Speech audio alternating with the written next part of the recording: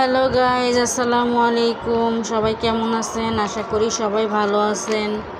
তো এই হচ্ছে কবরস্থান। আমি আমার বোনের কবর জিয়ারত করার জন্য বুদ্ধিজীবী কবরস্থান গেছিলাম।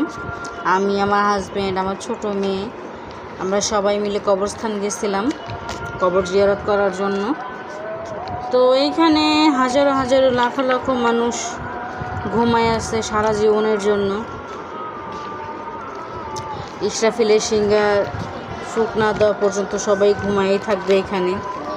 তো এখানে একদিন আমাদেরকেও চলে যেতে হবে, আমরাও একদিন সবাই চলে যাব এখানে না ফেরার দেশে। তো যারা যারা ভিডিওটা দেখবেন সবাই ভিডিওটা শেয়ার করবেন, দেন সবাই একটু ভিডিওটা লাইক কমেন্ট করবেন।